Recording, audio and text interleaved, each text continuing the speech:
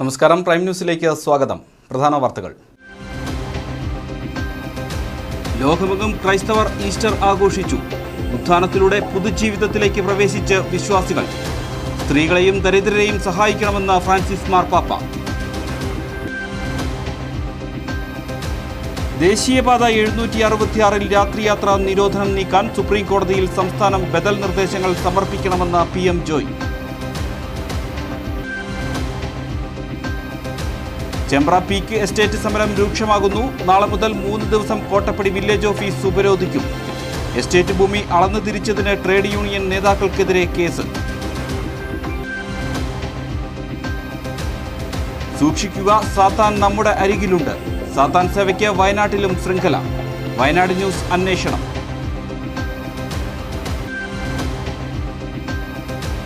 സദാചാര ഗുണ്ടകൾ നടുറോഡിൽ തടഞ്ഞ് മർദ്ദിച്ചു. കുടുംബത്തിലെ 3 പേർ ആശുപത്രിയിൽ.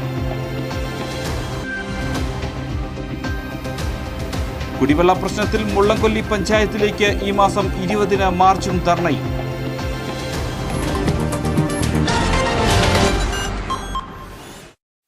വാർത്തകൾ വിശദമായി. യേശുദേവന്റെ ഉയിർപ്പിനെ അനുസ്മരിച്ച് ലോകമെമ്പാടും ക്രൈസ്തവർ ഇന്ന് ഈസ്റ്റർ ആഘോഷിച്ചു. സ്ത്രീകളെ ബഹുമാനിക്കണമെന്നും ദരിദ്രരെയും അഭയാർത്ഥികളെയും സംരക്ഷിക്കണമെന്നും വത്തിക്കാനിലെ ദിവ്യബലിയിൽ ഫ്രാൻസിസ് മാർപ്പാപ്പ വിശ്വാസികളെ ഓർമ്മപ്പെടുത്തി. ഉയിർപ്പ് തിരുനാളിൽ വലിയ ഇടയന്റെ വാക്കുകൾ കേൾക്കാനും ദിവ്യബലിയിൽ പങ്കുചേരാനും സെന്റ് പീറ്റേഴ്സ് ബസലിക്കയിൽ 10,000-ങ്ങളെത്തി. ബസലിക്കയുടെ പടവുകളിൽ പ്രത്യേകം തയ്യാറാക്കിയ അൾത്താരയിലായിരുന്നു ദിവ്യബലി. മനുഷ്യാവകാശങ്ങൾ നിഷേധിക്കപ്പെട്ട് അടിമകളായി കഴിയേണ്ടി വരുന്ന ദരിദ്രരെയും അഭയാർത്ഥികളെയും സഹായിച്ചും സംരക്ഷിച്ചും വേണം ലോകം മുന്നോട്ടു പോകാനെന്ന് മാർപ്പാപ്പ പറഞ്ഞു. IS ഭീകരാക്രമണ ഭീഷണിയെ തുടർന്ന് കനത്ത സുരക്ഷയിലാണ് വത്തിക്കാനിൽ ചടങ്ങുകൾ നടന്നത്. News desk, Wayanad news. പ്രത്യാശയുടെ അടയാളമായിട്ടാണ് ക്രൈസ്തവ സമൂഹം ഈസ്റ്ററിനെ കാണുന്നത്. പാപപരിഹാരങ്ങൾക്ക് യേശുവിനൊപ്പം കുരിശുമരണം വരിച്ച് പുതുജീവിതത്തിലേക്കും ഉത്ഥാനത്തിലൂടെ പ്രവേശിക്കുക എന്നതാണ് ഈസ്റ്ററിന്റെ അർത്ഥം. നോമ്പുകളെടുത്താണ് വിശ്വാസി സമൂഹം ഈസ്റ്ററിനെ വരവേറ്റത്. ഗാഗുൽത്താൻമറയിൽ കുരിശിൽ മരിച്ച യേശുക്രിസ്തു 3-ാം നാൾ മഹിമയോടെ ഉയർത്തെഴുന്നേറ്റു. ആഘോഷങ്ങൾക്കായി ദേവാലയങ്ങളിൽ പുലർച്ചെ തന്നെ പ്രാർത്ഥനാ ശുശ്രൂഷകൾ ആരംഭിച്ചു.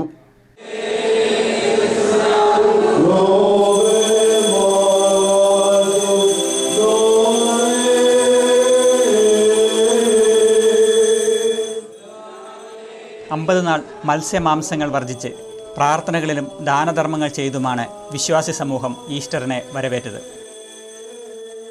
ഞായറാഴ്ച പുലർച്ചെ മുതൽ പ്രത്യേക ശുശ്രൂഷകൾ നടന്നു. മാനന്തവാടി രൂപതയുടെ കീഴിൽ ഞായറാഴ്ച പുലർച്ചെയാണ് ഉയർപ്പ് തിരുനാൾ. മലങ്കര യാക്കോബായ സഭകളിൽ വൈകിട്ട് മുതൽ പ്രാർത്ഥനാ ശുശ്രൂഷകൾ നടന്നു.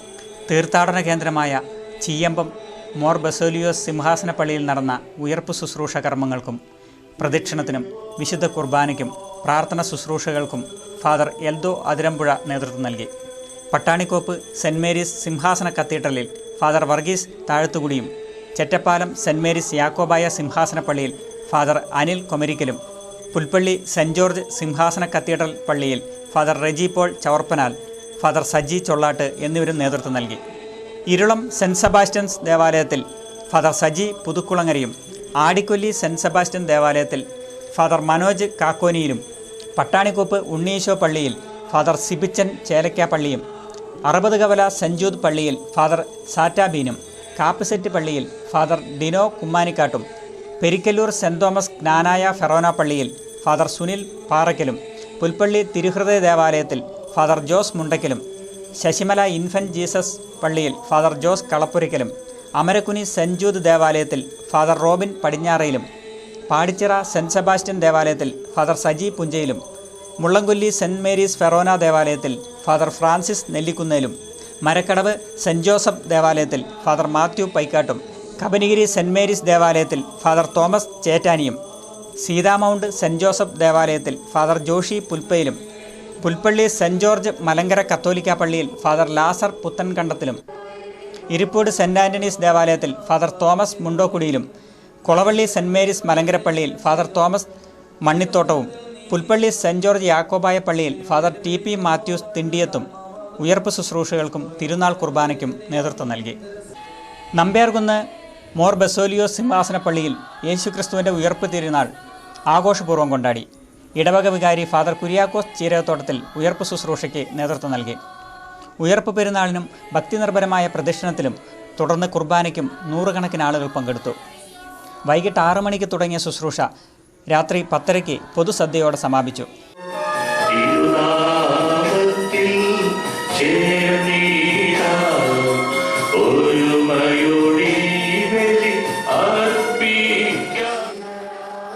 പഴൂർ സെന്റ് ആന്റണീസ് കത്തോലിക്ക പള്ളിയിൽ ഈസ്റ്റർ ആഘോഷങ്ങൾക്ക് ഫാദർ വിൻസെന്റ് പുതുശ്ശേരി നേതൃത്വം നൽകി. ബിജു എലിംബ്ലാശ്ശേരിയിൽ ഈസ്റ്റർ സന്ദേശം നൽകി. ബ്രദർ സാജൻ പനിച്ചിക്കൽ, മാത്യൂസ് സെബാസ്റ്റ്യൻ പുളിയമ്മാക്കൽ, ജോണി മൂഞ്ഞനാട് എന്നിവർ യേശുവിൻ്റെ പുനരുദ്ധാരത്തെ പ്രതീകമായി പുനരവതരിപ്പിച്ചു.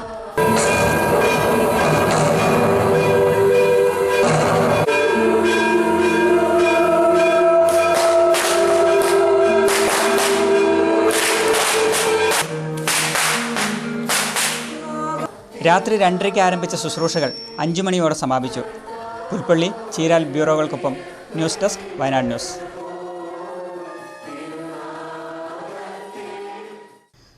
ദുരിതങ്ങൾ അനുഭവിക്കുന്നവരുടെ ഇടയിലേക്ക് ഇറങ്ങിച്ചെന്ന് ദാനധർമ്മത്തിലൂടെയും സഹായം നൽകി ഈസ്റ്റർ ആഘോഷങ്ങൾക്ക് വിശ്വാസി സമൂഹം ഒരുങ്ങണമെന്ന് പ്രശസ്ത വചനപ്രഘോഷകൻ ഫാദർ റെജി പോൾ ചവർപ്പനാൽ. ആഘോഷങ്ങളില്ലാത്തവർക്ക് സഹായങ്ങൾ നൽകിയും ഈസ്റ്ററിനായി വിശ്വാസികൾ ഒരുങ്ങണമെന്നും എന്നാൽ മാത്രമേ അതിൻ്റെ ചൈതന്യം ജീവിതത്തിൽ ലഭിക്കുകയുള്ളൂവെന്നും അദ്ദേഹം പറഞ്ഞു. കഴിഞ്ഞ 50 ദിവസമായി പ്രാർത്ഥനയിലൂടെയും വ്രതജീവിതത്തിലൂടെയും ഉപവാസത്തിലൂടെയും ലോകം മുഴുവനു വേണ്ടി പ്രാർത്ഥിച്ചുകൊണ്ടിരുന്ന ക്രിസ്തീയ സമൂഹം ക്രിസ്തുവിൻ്റെ പീഡാനുഭവങ്ങളെ ധ്യാനിച്ച് ഉയർപ്പിൻ്റെ വലിയ സന്തോഷ പെരുന്നാൾ ആഘോഷിക്കുകയാണ്. പുനരുത്ഥാനം ചെയ്ത യേശു ക്രിസ്തുവിൻ്റെ സ്നേഹ ശുശ്രൂഷ എന്ന് പറയുന്നത് തന്നെ ലോകത്തിലേക്ക് സ്നേഹം വിതറുക എന്നുള്ളതാണ്. തന്നോട് കൂടെയായിരിക്കുകയും തൻ്റെ പീഡാനുഭവത്തിൽ തന്നെ ഉപേക്ഷിച്ച് ഓടുകയും ചെയ്ത അപ്പോസ്തോലന്മാരെ പുനരുത്ഥാനം ചെയ്തവൻ ഉപേക്ഷിച്ചതിനെ ഓർത്ത് ഭാരപ്പെടുത്താനല്ല, വീണ്ടും സ്നേഹിക്കാൻ കടന്നു വന്നതാണ് ഉയർപ്പ് ശുശ്രൂഷ. ഇതാ അവൻ ഗലീലക്കടലിൻ്റെ അരികിലേക്ക് വന്ന് വീണ്ടും അവർക്ക് വേണ്ടി മീനും അപ്പവും ഒരുക്കി വീണ്ടും സ്നേഹം പകരുകയാണ്. ക്രൈസ്തവ ദൈവാലയങ്ങളിലൂടെ ലോകത്തിലേക്ക് ക്രൈസ്തവ സമൂഹം നൽകുന്ന സന്ദേശവും സ്നേഹത്തിൻ്റെയും ആനന്ദത്തിൻ്റെയുമാണ്. ഇനി ഈസ്റ്റർ സ്പെഷ്യൽ. ജീവിതം ജീവകാരുണ്യമാക്കിയ ഷിബു അച്ഛനെക്കുറിച്ച് കേൾക്കാത്തവരും അറിയാത്തവരുമായി ആരുമുണ്ടാവില്ല.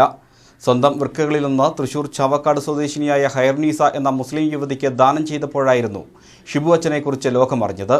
കുമ്പളേരി ഇടവകയുടെ വികാരിയായിരിക്കെയാണ് വൃക്കദാനം ചെയ്ത് ജീവകാരുണ്യ വഴിയിൽ ഷിബു അച്ഛൻ മാതൃകയായത്.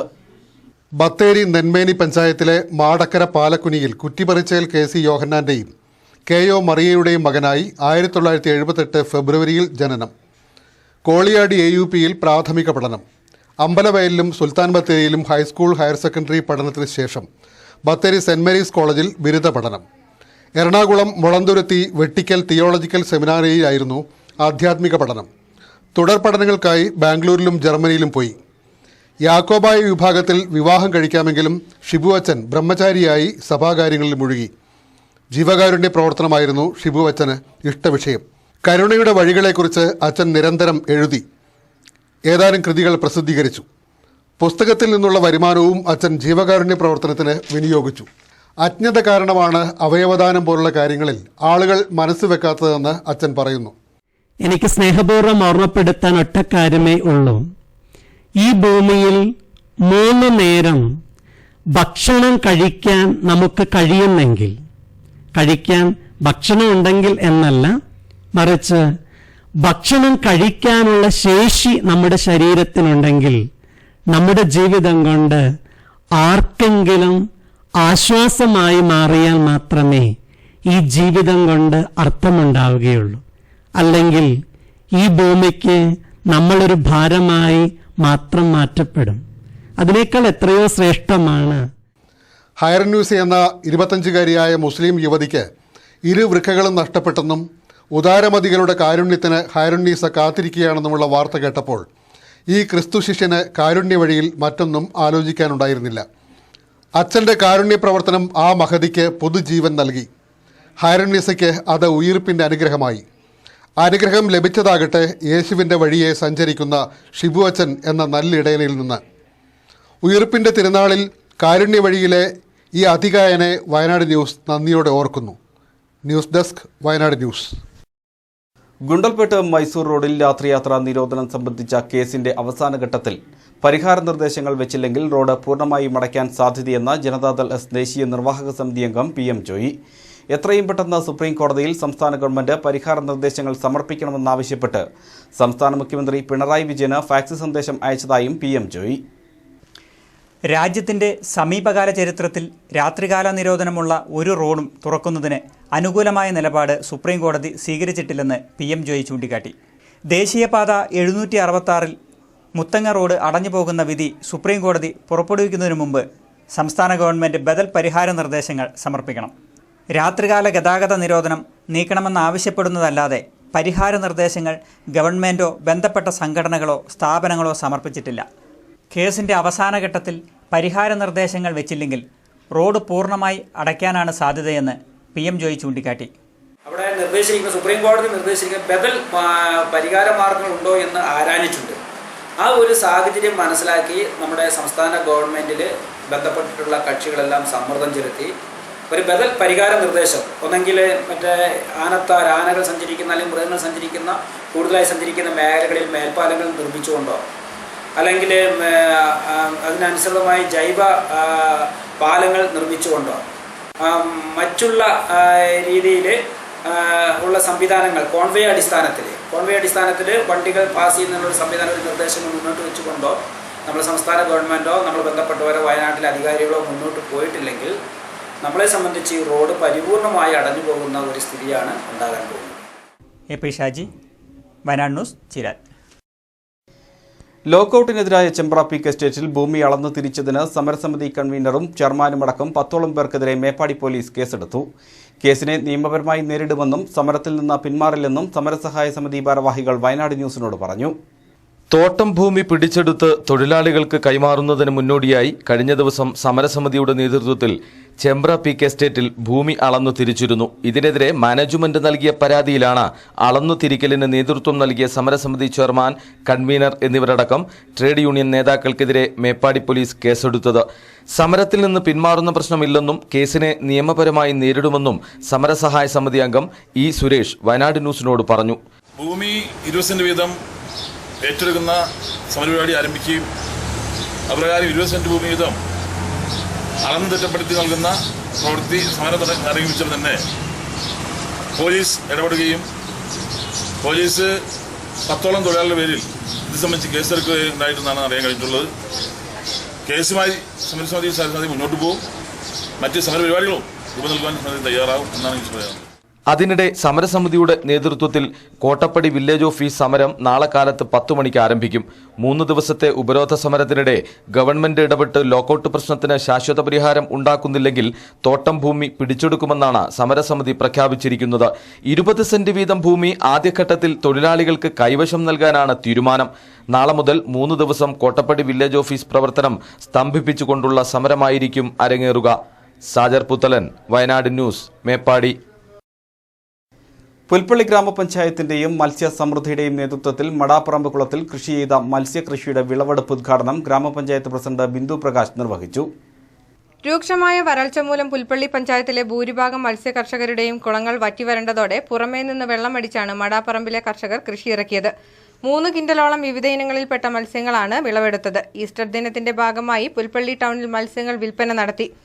മാർക്കറ്റ് വിലയേക്കാൾ 50% വിലക്കുറവിലാണ് മത്സ്യങ്ങൾ വിൽപ്പന ചെയ്തത്. ഗ്രാമപഞ്ചായത്ത് വൈസ് പ്രസിഡന്റ് KJ പോൾ അധ്യക്ഷനായിരുന്നു.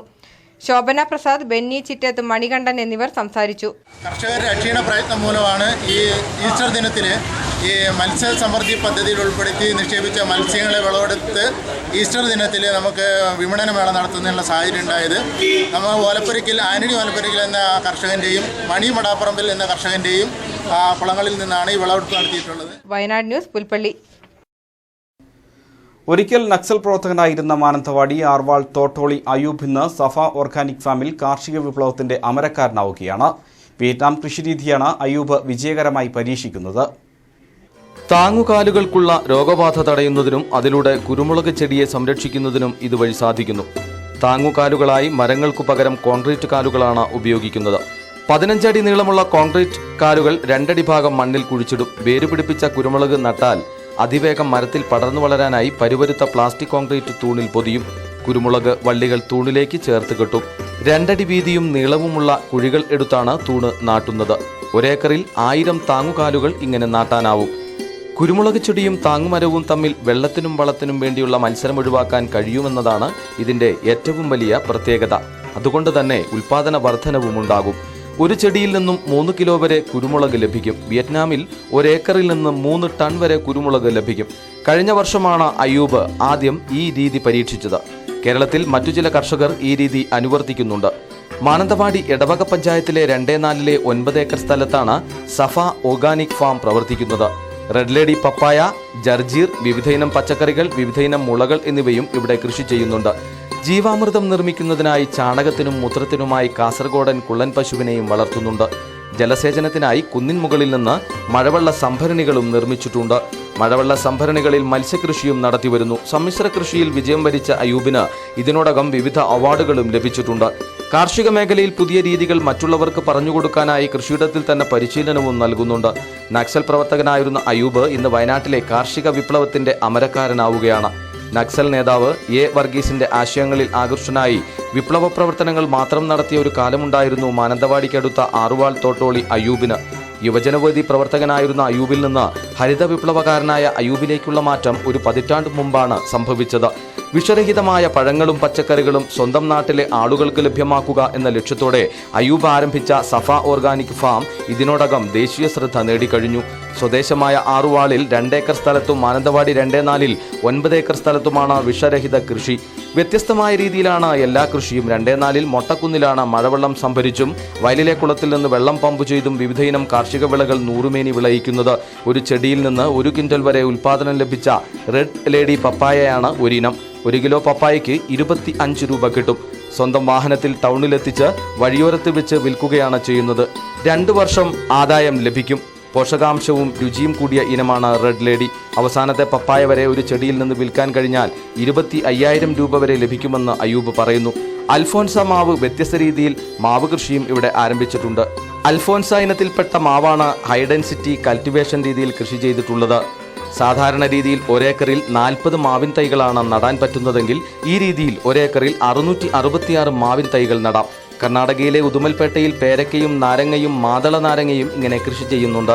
ഇത് കണ്ടു പഠിച്ചാണ് സഫ ഓർഗാനിക് ഫാമിൽ ഒരേക്കർ സ്ഥലത്ത് മാവ് കൃഷി നടത്തിയിട്ടുള്ളത്. ദക്ഷിണാഫ്രിക്കൻ രീതിയാണ് ഇതെന്ന് അയ്യൂബ് പറയുന്നു.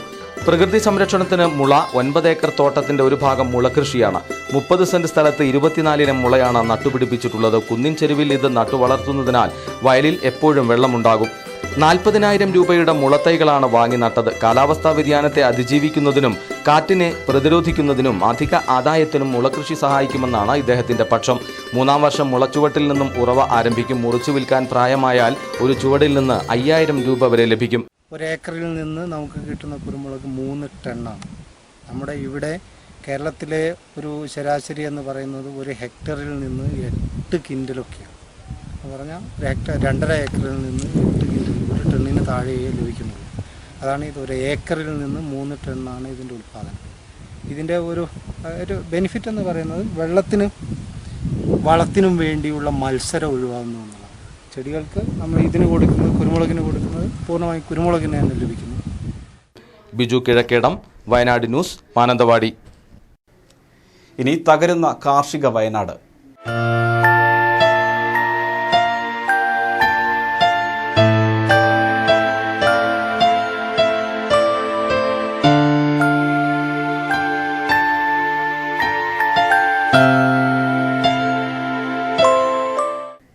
കേരള സർക്കാർ ഫണ്ടിൽ കാർഷിക മേഖലയിൽ ജലമെത്തിക്കാൻ വിഭാവനം ചെയ്ത് തുള്ളിനന പദ്ധതി ലക്ഷ്യം കാണുന്നില്ലെന്ന പരാതി. വേനൽക്കാല പച്ചക്കറി കൃഷിക്ക് ജലമെത്തിക്കാൻ 2 വർഷം മുമ്പാണ് പുൽപ്പള്ളി ശശിമല ആലൂർക്കുന്ന് പാടത്ത് പദ്ധതി നിർമ്മാണം തുടങ്ങിയത്. 6 മാസത്തിനകം പൂർത്തീകരിക്കുമെന്നായിരുന്നു നടത്തിപ്പുകാരുടെ ഉറപ്പ്. ലക്ഷങ്ങൾ വിലയുള്ള പൈപ്പുകളും തുള്ളിനനയ്ക്കുള്ള ചെറിയ പൈപ്പുകളും ധാരാളമായി ഈ പ്രദേശങ്ങളിലെത്തിച്ചു. ആദ്യ വർഷം വയലിൽ കുഴിയെടുത്ത് തലങ്ങും വിലങ്ങും പൈപ്പിട്ടു. ഉടൻ വെള്ളം കിട്ടുമെന്ന് കരുതി കാത്തിരുന്നവരുടെ കൃഷി മുടങ്ങി. ജലസ്രോതസ് കാണാതെയാണ് പൈപ്പുകൾ ഇടുന്നതെന്ന പരാതി നേരത്തെ ഉയർന്നിരുന്നു. തമിഴ്നാട്ടിൽ നിന്നുള്ള തൊഴിലാളികളാണ് വയലിൽ ചാലുകീറി പൈപ്പ് ലൈൻ സ്ഥാപിച്ചത്. പദ്ധതിയെക്കുറിച്ച് കൃഷി വകുപ്പിനോ പഞ്ചായത്തുകൾക്കോ ഇറിഗേഷൻ വകുപ്പിനോ യാതൊരു വിവരവുമില്ല. പാടശേഖര സമിതികളുടെ സഹകരണത്തോടെയാണ് തമിഴ്നാട്ടിൽ നിന്നെത്തുന്ന ഉദ്യോഗസ്ഥർ പണി നടത്തുന്നത്. നിലവിലുള്ള തോടുകളിൽ നിന്ന് ജലമെടുത്ത് കാർഷികാവശ്യത്തിന് തുള്ളിനനയായി ജലം നൽകും. എന്നാൽ വേനലിൽ തോടുകൾ വറ്റിയാൽ കർഷകർക്ക് എങ്ങനെ കൃഷി നനയ്ക്കാനാവുമെന്നറിയില്ല. ഓരോ സ്ഥലത്തും ലക്ഷങ്ങൾ മുടക്കുള്ള പദ്ധതിയായെങ്കിലും ജലസ്രോതസ് കണ്ടെത്തിയിട്ടില്ല. കൊയ്ത്ത് കഴിയുന്ന പാടങ്ങളിൽ ജലസേചനത്തിലൂടെ പച്ചക്കറിയും പയർവർഗ്ഗങ്ങളും നടാമെന്ന് അധികൃതർ പറയുന്നത്. എന്നാൽ മുൻവർഷങ്ങളിലേതുപോലെ വേനൽ ശക്തമായാൽ തോടുകളിൽ നിന്ന് വെള്ളമുണ്ടാകില്ല. പകരമായി വലിയ കുളം നിർമ്മിക്കണമെന്ന ആവശ്യം കർഷകർ ഉന്നയിക്കുന്നു. ജലസേചന സൗകര്യം ഏർപ്പെടുത്തുന്നതിന് വേണ്ടിയിട്ട് ആലോചനയിലുള്ള അധിക ജല സംവിധാനത്തിന് വേണ്ടിയിട്ടുള്ള ഒട്ടേറെ പണം മുടക്കി വെറുതെ പാഴായി പോയിക്കൊണ്ടിരിക്കുകയാണ്. വരൾച്ച വന്നിരിക്കുന്ന ഈ ഘട്ടത്തിൽ പോലും ആ പ്രവൃത്തി ദ്രുതമാക്കാനുള്ള യാതൊരു നടപടികളും ഉണ്ടായിട്ടില്ല. കാർഷിക മേഖലയ്ക്ക് ഏറെ കരുത്താകുന്ന ഈ പദ്ധതി വളരെ അജീർണമായി നടപ്പിലാക്കിയാൽ ഒട്ടേറെ മേഖലയിൽ കൃഷി വ്യാപിപ്പിക്കുന്നതിനും അതിലൂടെ സാധാരണക്കാർക്ക് ജീവിതം സാധ്യമാക്കുന്നതിനുള്ള നടപടികൾ ഉണ്ടാകേണ്ടതായിട്ടുണ്ട്. അതുകൊണ്ട് വളരെ അടിയന്തരമായി ഈ പദ്ധതി പൂർത്തീകരിക്കുന്ന നടപടികളുമായി മുന്നോട്ട് പോകേണ്ടതാണ്. വയനാട് ന്യൂസ്, പുൽപ്പള്ളി. പുൽപ്പള്ളി മുള്ളംകൊല്ലി പഞ്ചായത്തിലെ രൂക്ഷമായ കുടിവെള്ളക്ഷാമത്തിന് പരിഹാരം കാണാൻ തയ്യാറാകാത്ത പഞ്ചായത്ത് ഭരണസമിതിയുടെ നടപടിയിൽ പ്രതിഷേധിച്ച് ഈ മാസം 20-ന് മുള്ളംകൊല്ലി പഞ്ചായത്ത് ഓഫീസിലേക്ക് മാർച്ചും ധർണയും നടത്തുമെന്ന് ഗ്രാമപഞ്ചായത്ത് പ്രതിപക്ഷ നേതാവ് CP വിൻസെന്റ് പറഞ്ഞു.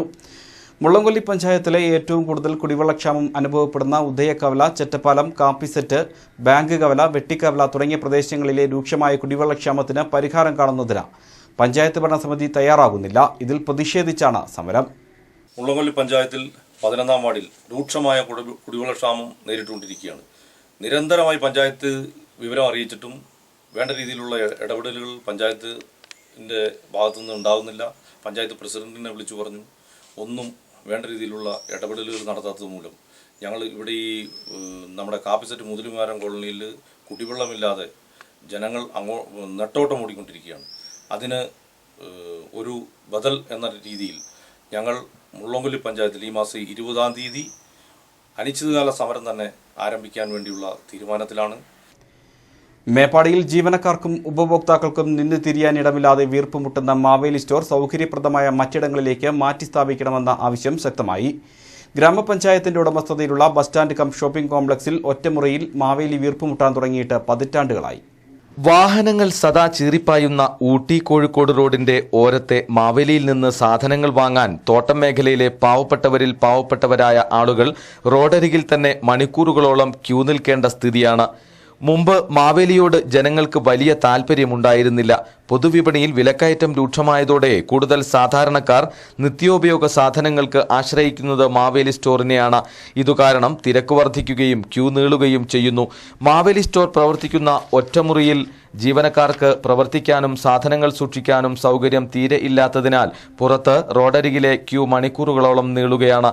തലങ്ങും വിലങ്ങും ചീറിപ്പായുന്ന വാഹനങ്ങൾ തട്ടി ആളുകൾക്ക് പരിക്കേൽക്കുന്നത് നിത്യസംഭവമാണ്. ഇക്കാര്യങ്ങൾ ചൂണ്ടിക്കാട്ടി പലതവണ പരാതി രേഖാമൂലം നൽകിയിട്ടും സൗകര്യപ്രദമായ മറ്റൊരിടത്തേക്ക് മാവേലി സ്റ്റോർ മാറ്റിയിട്ടില്ല. ബെവ്കോ ഔട്ട്ലെറ്റുകളും മറ്റും മാറ്റിസ്ഥാപിക്കാൻ കാണിക്കുന്ന ശുഷ്കാന്തി അധികൃതർ മാവേലി സ്റ്റോറുകളുടെ കാര്യത്തിൽ കാണിക്കുന്നില്ല എന്നത് ആക്ഷേപകരമാണ്. സാജർ പുത്തലൻ, വയനാട് ന്യൂസ്, മേപ്പാടി. സൂക്ഷിക്കുക, സാത്താൻ നമ്മുടെ അരികിലുണ്ട്. കുടുംബങ്ങളെ ശിഥിലമാക്കാനും സമൂഹങ്ങളെ തകർത്ത് തരിപ്പണമാക്കാനും അധികാരവും സ്വത്തുമെല്ലാം വരുതിയിലാക്കാനും ന്യൂജൻ സാത്താൻ സേവക്കാർ നമ്മെ വലം വെക്കുന്നുണ്ട്.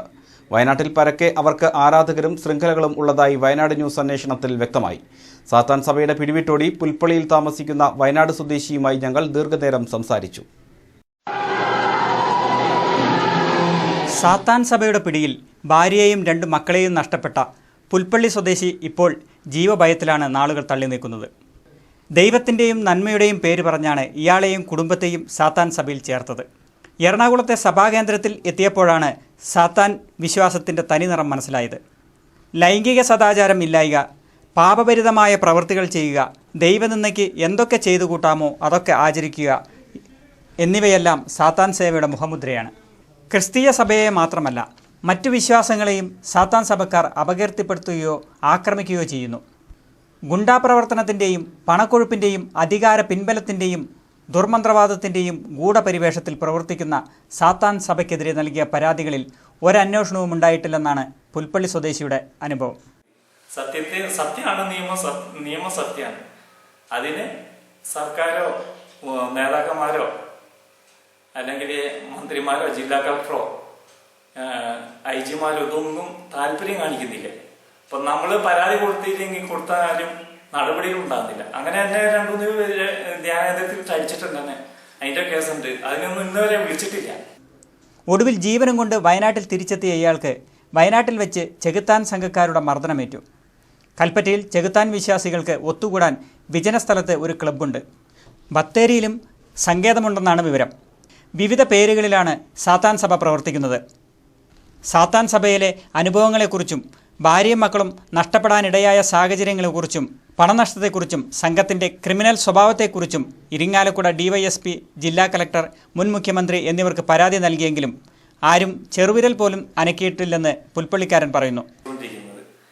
ഇത്രയും മോശമായ കാര്യങ്ങൾ അവിടെ നടന്നിട്ടും ഉദ്യോഗസ്ഥന്മാരാരും അതിനെ അനുകൂലിക്കുന്നല്ലാണ്ട് പ്രതികൂലമായ നടപടികൾ ഉണ്ടാകുന്നില്ല.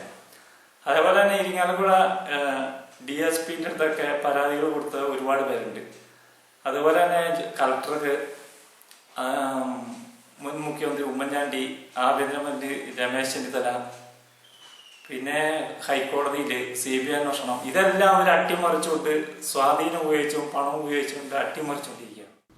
വയനാട്ടിൽ നിന്ന് ഒട്ടേറെ പേർ ഈ സാത്താൻ കൂട്ടത്തിൽ എത്തിപ്പെട്ടിട്ടുണ്ട്.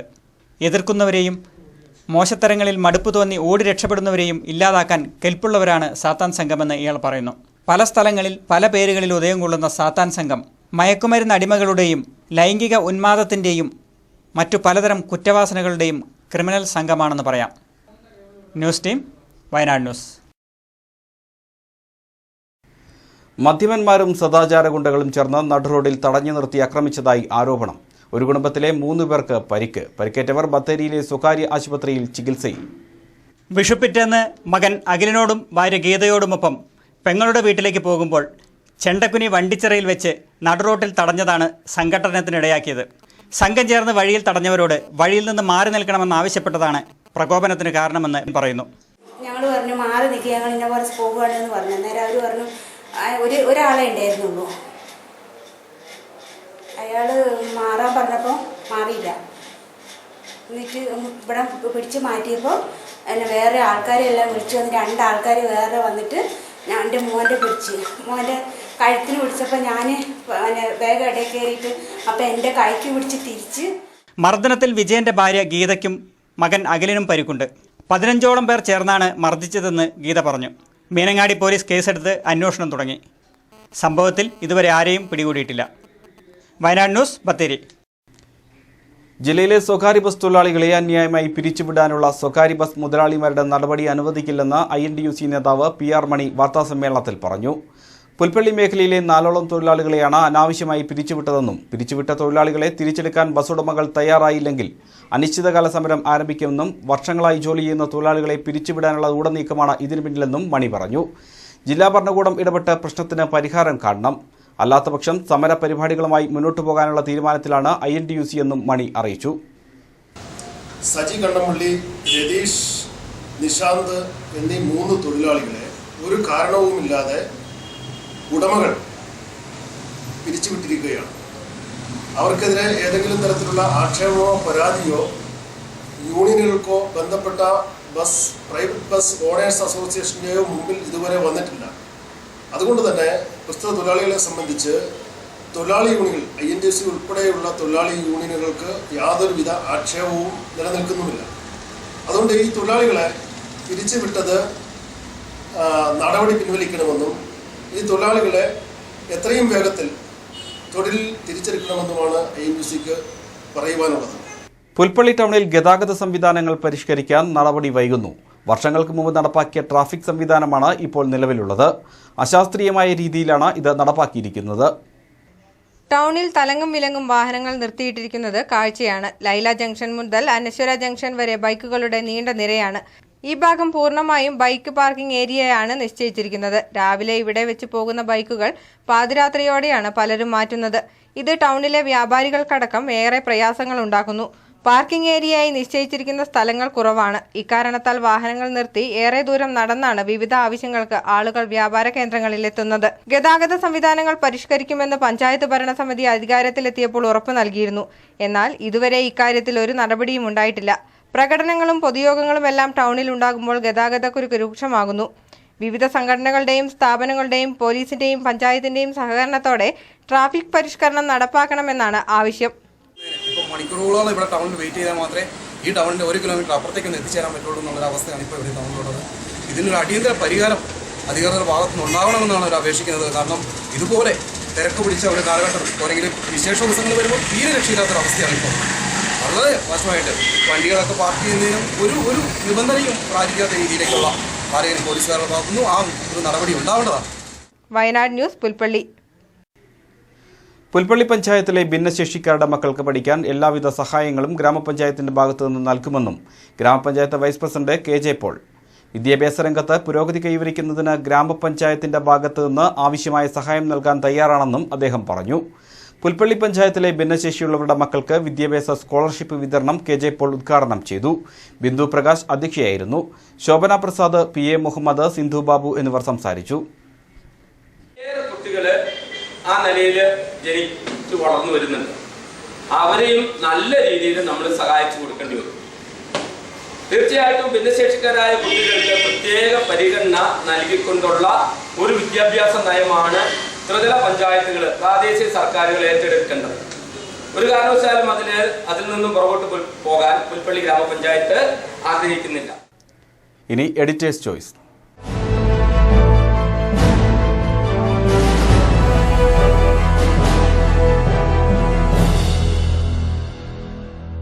ബത്തേരി ഗ്രീൻ ഹിൽസ് പബ്ലിക് സ്കൂളിലെ 5 കുട്ടിക്കവികളും സ്കൂളിലെ ഗണിതശാസ്ത്ര അധ്യാപകൻ ധനേഷ് ചീരാലും ചേർന്നൊരുക്കിയ മാഷിന്റെയും കുട്ടികളുടെയും കവിതകളാണ് ഇന്ന് എഡിറ്റേഴ്സ് ചോയ്സിൽ.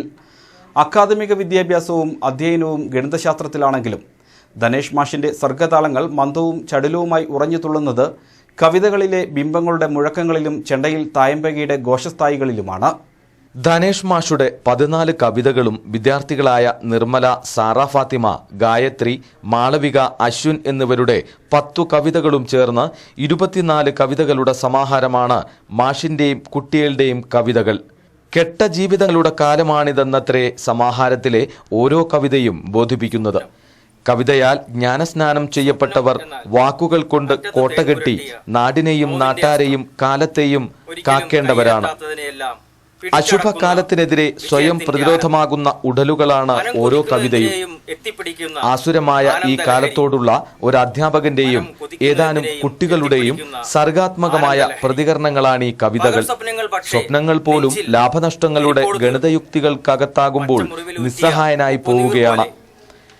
ദാർശനികതയുടെ കനത്ത കിരീടമണിയിച്ച് കവിതയുടെ ഈ പൂക്കളെ വേദനിപ്പിക്കേണ്ടതില്ല. ചെകുത്താന്റെ ഉദ്യാനത്തിലേക്ക് ഭ്രമം പോലെ പറന്നിറങ്ങിയ കവിതയുടെ ശലഭങ്ങൾ. നമുക്കവയുടെ ചിറകുകളിലെ പൂമ്പൊടിയിൽ തൊട്ട് വേണമെങ്കിൽ നെറ്റിയിലൊരു തിലകം ചാർത്താം. ഇല്ലെങ്കിൽ വിട്ടയക്കാം പച്ചക്കുന്നിലെ മാഷയും കുട്ടികളെയും. കണക്കിന്റെ യുക്തികൾ ഭേദിച്ച് കവിതയുടെ ഇരുണ്ട വിഷാദങ്ങളിലേക്കും ജീവിതത്തിന്റെ രാവണൻ കോട്ടയിലേക്കും ചെണ്ടയുടെ അസുരതാളങ്ങളിലേക്കും സഞ്ചരിച്ചുകൊണ്ടിരിക്കുന്ന ധനേഷ് മാഷ് സർഗത്തിന്റെ ഉത്സവത്തിലാണ്. അച്ഛന്റെ സർഗതാളങ്ങൾ നീലകണ്ഠ സദനത്തിന്റെ അകത്തളങ്ങളിൽ നിന്ന് മകൻ അമൃത് ശങ്കറിലേക്ക് പകരുന്നതും ആവേശദായകമായ കാഴ്ചയാണ്. ഊഷരമായ കാലത്ത് പാട്ടും കവിതയും സംഗീതവും സർഗത്തിന്റെ നൊമ്പരങ്ങളും മയിൽപീലി പോലെ സൂക്ഷിക്കുന്ന മാഷുക്കും കുട്ടികൾക്കും നമുക്ക് നന്ദി അറിയിക്കാം. സ്കൂളിലെ 5 വിദ്യാർത്ഥികളുടെയും എൻ്റെയും കവിതകൾ ഉൾപ്പെടുത്തിക്കൊണ്ട് 24 കവിതകളുടെ സമാഹാരമാണ് കോഴിക്കോട് മുദ്ര ബുക്സ് പുറത്തിറക്കിയ മാഷിൻ്റെയും കുട്ടികളുടെയും കവിതകൾ എന്ന പുസ്തകത്തിലുള്ളത്. ഈ പുസ്തകത്തിൻ്റെ അവതാരിക എഴുതിയത് പ്രശസ്ത എഴുത്തുകാരനും തിരക്കഥാകൃത്തുമായ റിട്ടയേർഡ് നേവി ഉദ്യോഗസ്ഥൻ ശ്രീ ഭാസ്കരൻ ബത്തേരിയാണ്. പുസ്തകത്തെക്കുറിച്ചുള്ള പഠനക്കുറിപ്പ് തയ്യാറാക്കിയത് കോഴിക്കോട് മീൻചന്ത ആർട്സ് കോളേജിലെ പ്രൊഫസർ ഡോക്ടർ സ്റ്റാലിൻ ദാസ് ആണ്. AP Shaji, Wayanad news, Cheeral. പ്രധാന വാർത്തകൾ വീണ്ടും. ലോകമെങ്ങും ക്രൈസ്തവർ ഈസ്റ്റർ ആഘോഷിച്ചു. ഉത്ഥാനത്തിലൂടെ പുതുജീവിതത്തിലേക്ക് പ്രവേശിച്ച് വിശ്വാസികൾ. സ്ത്രീകളെയും ദരിദ്രരെയും സഹായിക്കണമെന്ന് ഫ്രാൻസിസ് മാർപ്പാപ്പ. ദേശീയപാത 766-ൽ രാത്രിയാത്രാ നിരോധനം നീക്കാൻ സുപ്രീം കോടതിയിൽ സംസ്ഥാനം ബദൽ നിർദ്ദേശങ്ങൾ സമർപ്പിക്കണമെന്ന് PM Joy. Chembra peak estate സമരം രൂക്ഷമാകുന്നു. നാളെ മുതൽ 3 ദിവസം കോട്ടപ്പടി വില്ലേജ് ഓഫീസ് ഉപരോധിക്കും. എസ്റ്റേറ്റ് ഭൂമി അളന്നു തിരിച്ചതിന് ട്രേഡ് യൂണിയൻ നേതാക്കൾക്കെതിരെ കേസ്. സൂക്ഷിക്കുക, സാത്താൻ നമ്മുടെ അരികിലുണ്ട്.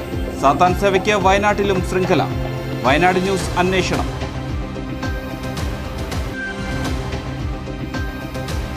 സദാചാര ഗുണ്ടകൾ നടുറോഡിൽ തടഞ്ഞ് മർദ്ദിച്ചു. കുടുംബത്തിലെ 3 പേർ ആശുപത്രിയിൽ. കുടിവെള്ള പ്രശ്നത്തിൽ മുള്ളംകൊല്ലി പഞ്ചായത്തിലേക്ക് ഈ മാസം 20-ന് മാർച്ചും ധർണയും.